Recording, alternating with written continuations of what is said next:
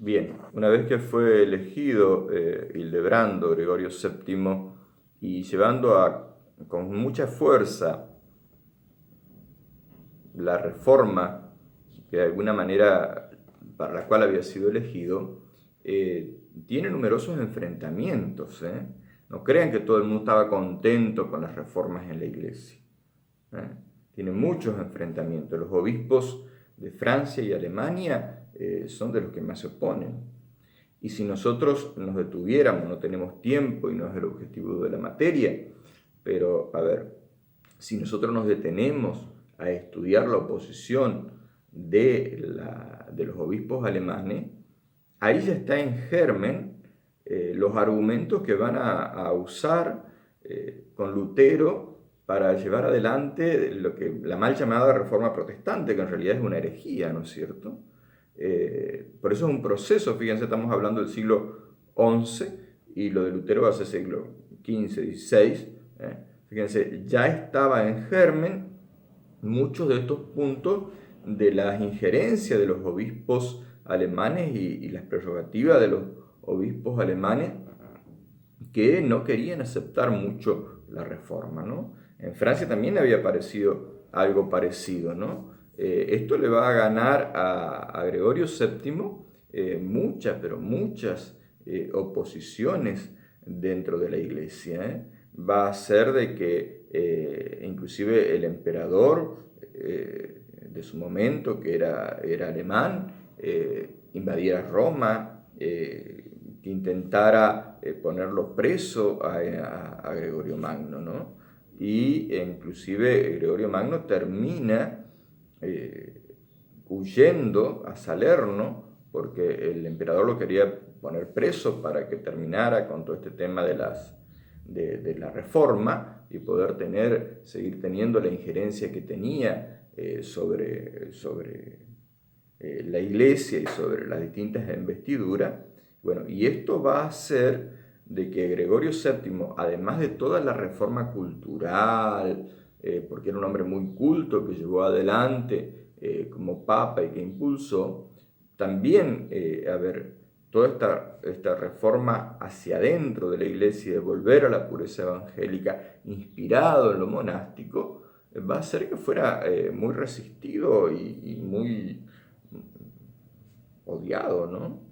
Gregorio VII termina muriendo fuera de Roma y aparentemente uno puede decir fracasó, pero sin embargo nosotros podemos ver de que la influencia de Cluny, que encarnó de alguna manera Gregorio VII, tiene, tiene su continuidad y hace que en el concordato de Worms, 50 años después de la muerte de Gregorio VII, sus ideas finalmente hayan triunfado, ¿no?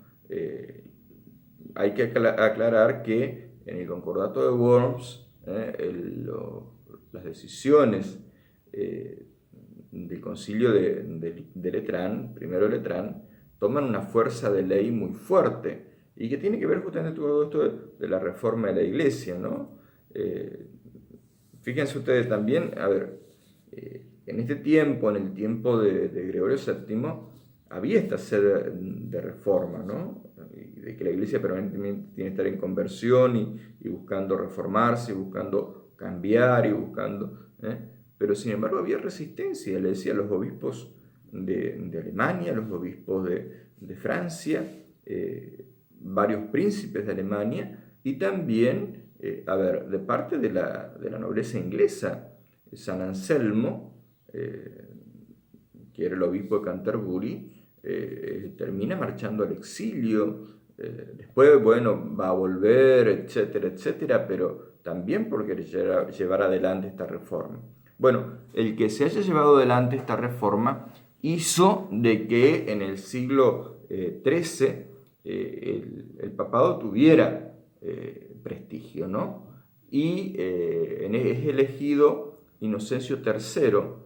Y el caso de Inocencio III es un caso curioso, porque era un hombre que había sido hecho cardenal muy jovencito, por este tema de las investiduras y por todo el tema de nepotismo, pero sin embargo él se entregó con alma y vida a la Iglesia, a su ministerio, se transformó en un auténtico especialista en la Santa Sede y en el funcionamiento de la Santa Sede, lo que hace que a los 37 años fuera electo por unanimidad para ser el Papa, ¿no?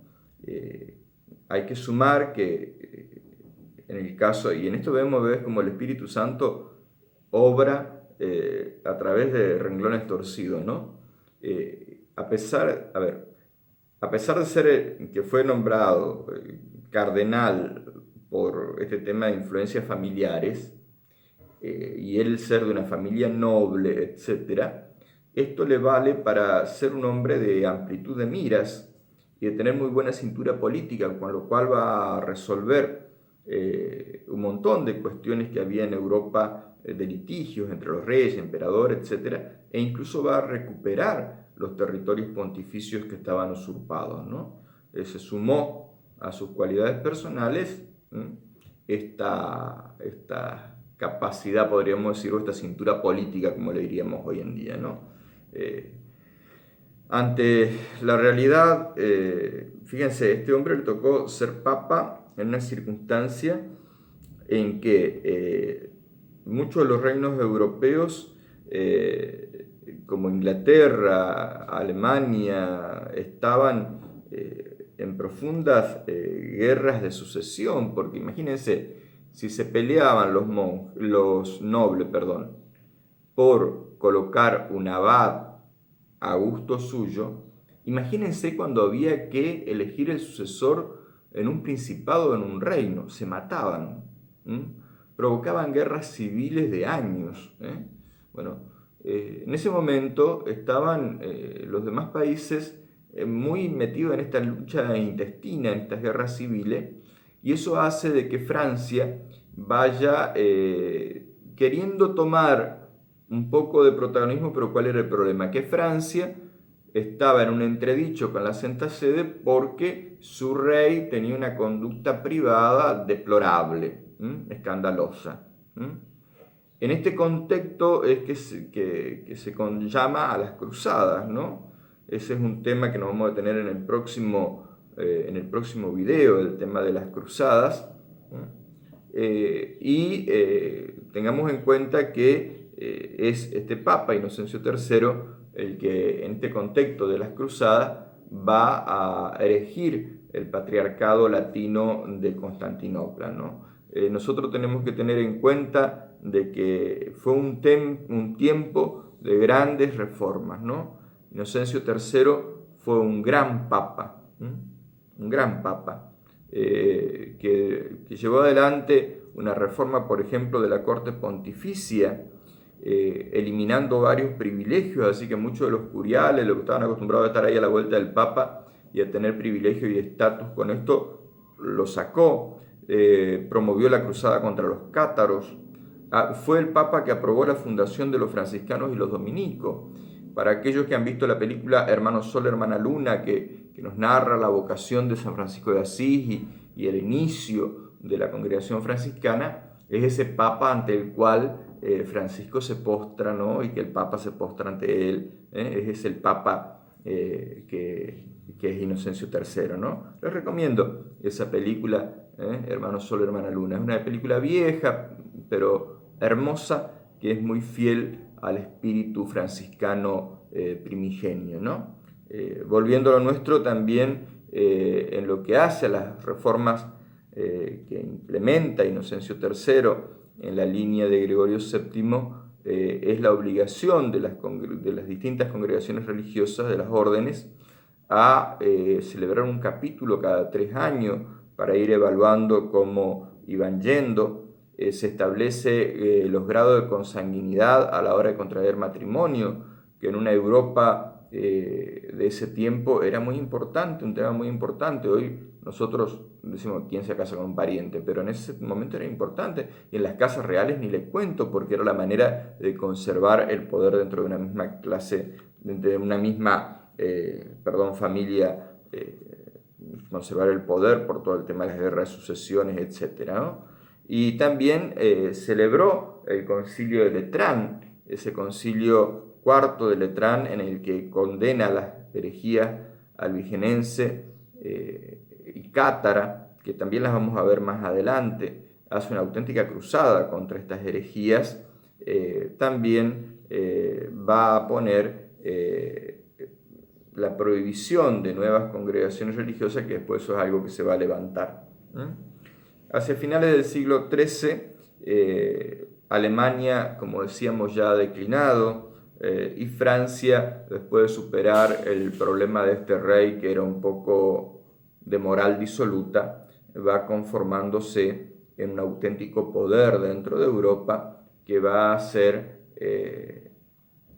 el lugar donde los papas se van a terminar recostando, y va a dar lugar con el paso del tiempo a que los papas emigren a Aviñón, que eso va a ser también tema de otro video más adelante.